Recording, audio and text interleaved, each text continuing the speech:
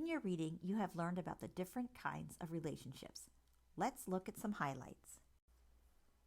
Your relationship with yourself is arguably the most important relationship in life. One's relationship with oneself is crucial to proper development and maintaining healthy relationships with others. It's about healthy self-love. We learn so much from key figures, parents, siblings, family, peers, and other adults about how to relate with oneself. Self-concept is an overarching idea we have about who we are physically, emotionally, socially, spiritually, and in terms of any other aspects that make up who we are. We form our self-concept as we grow based on the knowledge we have about ourselves.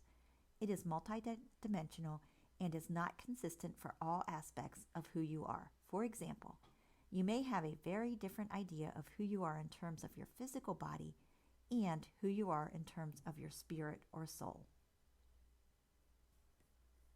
Self-esteem, or the extent to which you value yourself, influences your ability to nurture yourself and maintain healthy relationships with others. Possessing little self-regard can lead people to become depressed, to fall short of their potential, or to tolerate abusive situations and relationships. Too much self-love, on the other hand, results in an off-putting sense of entitlement and an inability to learn from failures. It can also be a sign of clinical narcissism, in which individuals may behave in a self-centered, arrogant, and manipulative manner. Self-esteem can influence our lives in a myriad of ways, from academic and professional success to relationships and mental health. Self-esteem is subject to change. Successes or setbacks, both personal and professional, can fuel fluctuations in our feelings of self-worth. Each individual's experience is different, but this psychological resource seems to rise and fall in systematic ways across the lifespan. Research suggests that self-esteem grows by varying degrees until age 60, when it remains steady before beginning to decline in old age. Here are some tips to cultivate a healthy relationship with yourself.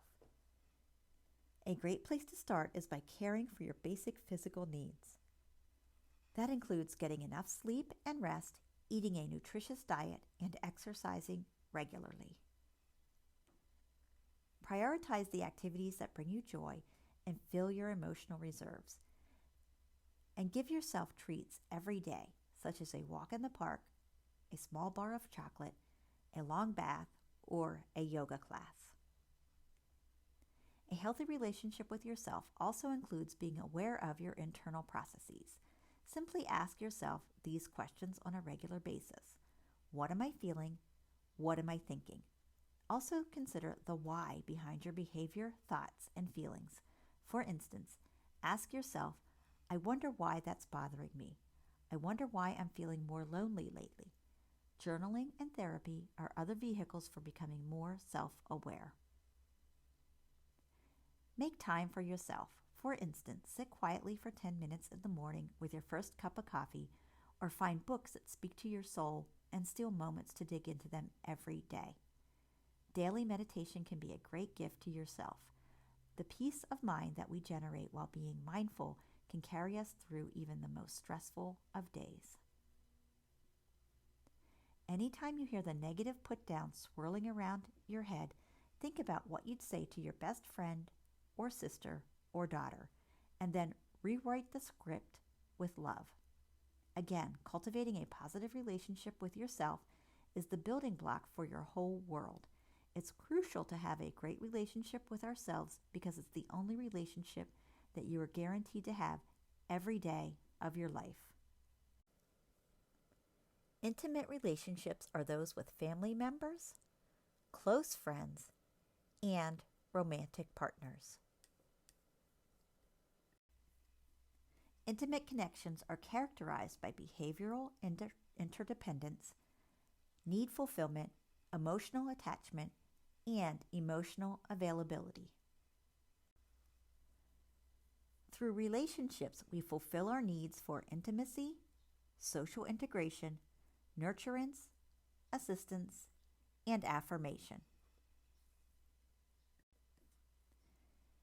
A family is a group of people with roles, tasks, boundaries, and personalities whose central focus is to protect, care for, love, and socialize with one another.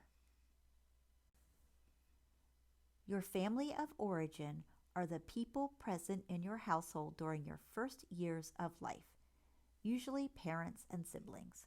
From these people, we initially learn about feelings, problem solving, love, intimacy, and gender roles. Romantic relationships typically include all the characteristics of a friendship as well as fascination, exclusivity, sexual desire, giving the utmost, and being a champion or advocate for the others. We often choose a romantic partner based on the following characteristics.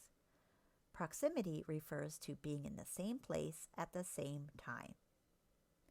Opposite attract usually isn't true. We are most often attracted to those who have common characteristics. Reciprocity means that you react with mutual regard, and people seem to seek out similarly attractive partners. But as relationships evolve, status and personality become more important. The equality wheel provides characteristics of a healthy relationship, referring to the equality of each partner. Non-threatening behavior refers to talking and acting so that expressing feelings is comfortable and acting in a way that creates a safe feeling and environment. Respect means listening without expressing judgment, being emotionally affirming and understanding, and valuing the opinions of others. Trust and support refers to supporting each other's goals in life, respecting each other's right to their own feelings, friends, activities, and opinions. Honesty and accountability means accepting responsibility for yourself, acknowledging past use of violence, admitting being wrong, and communicating openly and truthfully. Self-confidence and personal growth refers to respecting each other's personal identity and encouraging individual growth and freedom, supporting each other's self-worth. Shared power means taking mutual responsibility and having equal influence on the relationship, making decisions together. Communication refers to the willingness to have open and spontaneous dialogue, problem solving, and compromising so each person is happy with the decision. And finally, negotiation and fairness refers to seeking mutually satisfying resolutions to conflict, accepting changes, and being willing to compromise. And the power and control wheel identifies characteristics of an unhealthy or abusive relationship. Anger or emotional abuse refers to putting someone down, making someone feel bad about himself or herself, name-calling, making someone think they are crazy, playing mind games, humiliating one another, and making someone feel guilty. Using social status refers to treating someone like a servant, making all the decisions, acting like the master of the castle. Intimidation means making someone afraid by using looks, actions, or gestures, smashing things, destroying property, abusing pets, and displaying weapons. Minimize, deny, and blame. This refers to making light of and not taking someone's concerns seriously, saying bad behavior didn't happen, shifting responsibilities for one's own behavior. Threats are making and carrying out threats to hurt someone, threatening to end a relationship or to attempt suicide, making someone do something illegal. Sexual coercion refers to manipulating or making threats to get sex, getting someone drunk or drugged to get sex, pressuring someone to have sex when they don't want to. Isolation or exclusion refers to controlling what someone does, who that person sees and talks to, what they read, and where they go, limiting all outside involvement, and using jealousy to justify actions. Finally, peer pressure refers to threatening to expose someone's weakness or spread rumors, telling malicious lies about an individual to peers. All relationships exist on a spectrum from healthy to abusive, with unhealthy being somewhere in the middle. Healthy relationships are based on equality and respect. You make decisions together and can openly discuss whatever you're dealing with, like relationship problems and sexual choices.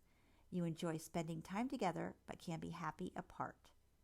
Characteristics would be respect, good communication, trust, honesty, and equality. Unhealthy relationships are based on attempts to control the other person. One person tries to make most of the decision. He or she may pressure their partner about sex or refuse to see how their actions can hurt. In an unhealthy relationship, you feel like you should only spend time with your partner. Some characteristics could be breaks in communication, pressure, dishonesty, struggles for control, and inconsiderate behavior.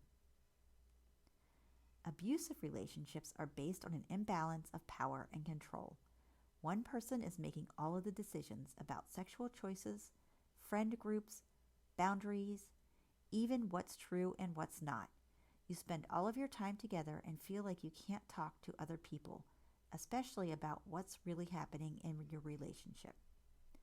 Some characteristics include accusations, blame shifting, isolation, pressure, and manipulation.